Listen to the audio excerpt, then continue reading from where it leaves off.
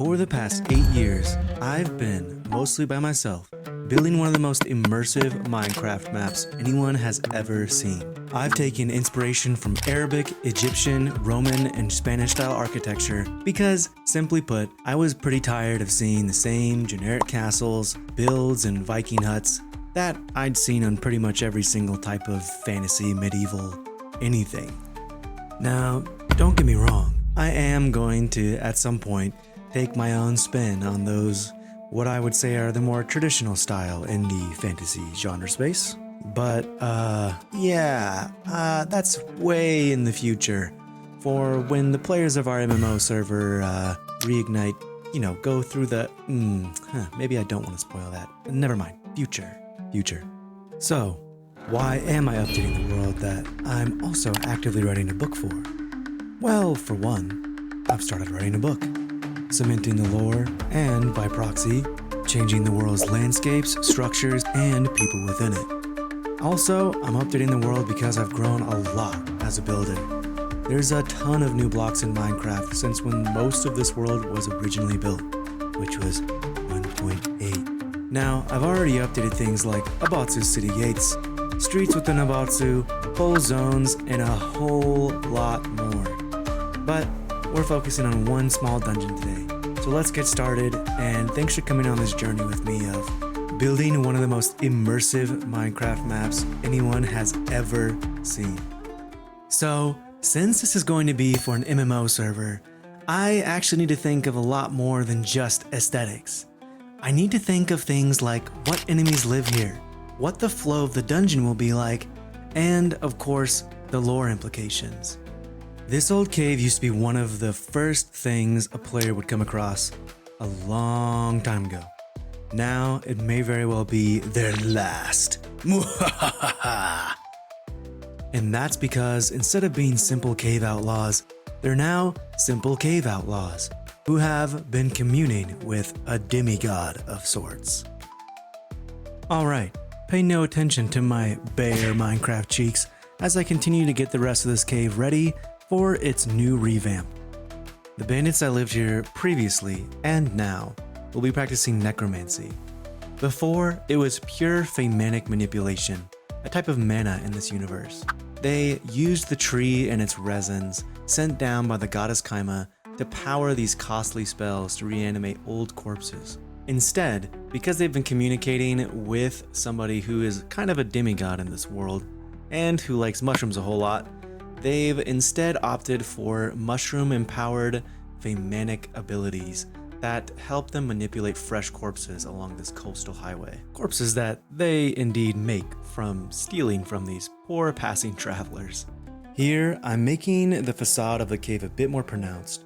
Before, it was just a couple of holes that I cut into the mountainside using some airbrushes.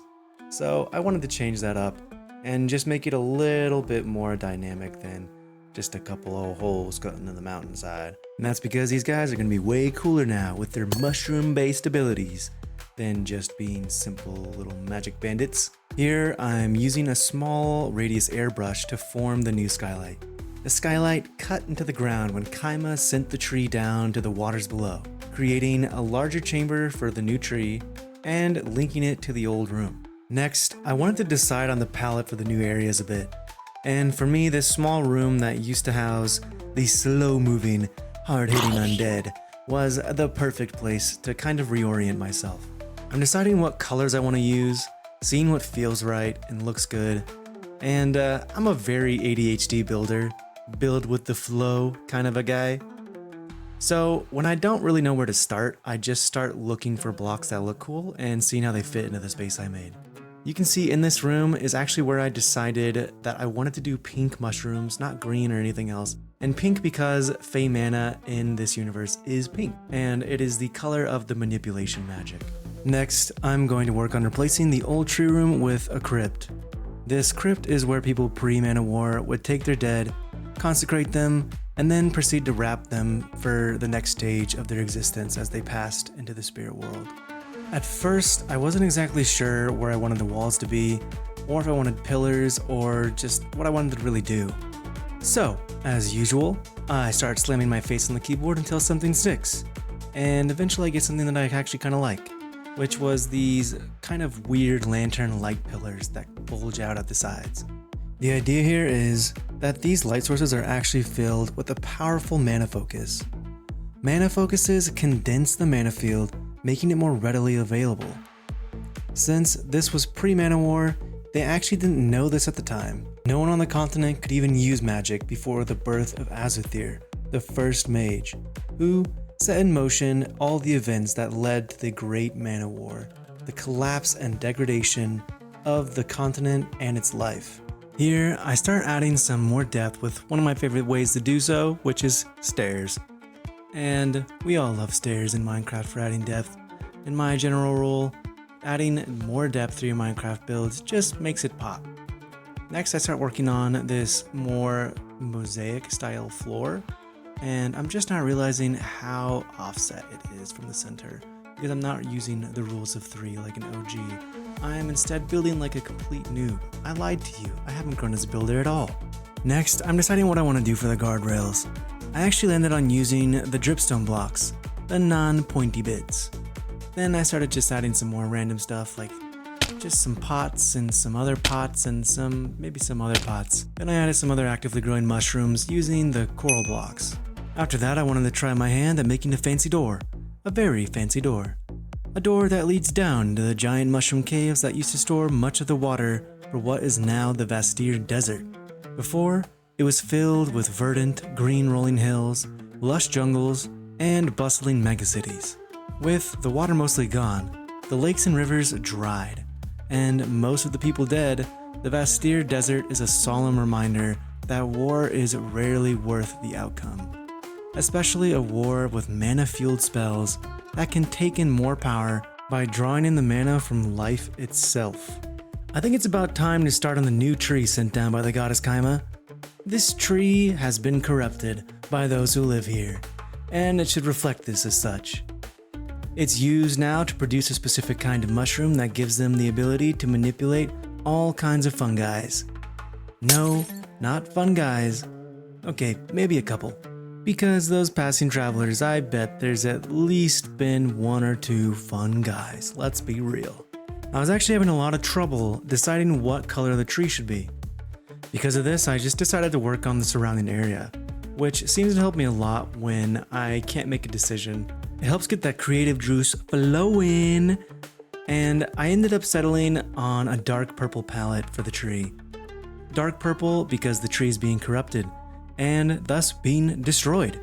Destruction means Galmana, which is this universe's destruction magic. And from destruction comes creation.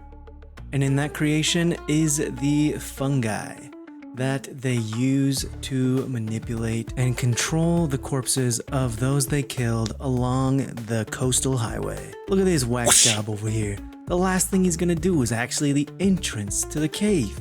No longer will the bandits of this cave cross a simple, high-value wooden log, but instead, a worthless sandstone bridge that was sacred once before, in a forgotten era. Give them some nice places to sleep, some nice places to cook, maybe have a couple bottles of fairy soda, and there you go. That's pretty much it. That's the front of the cave. I usually save the easiest thing for last, and there's just no exception. Lastly, the final fly-through.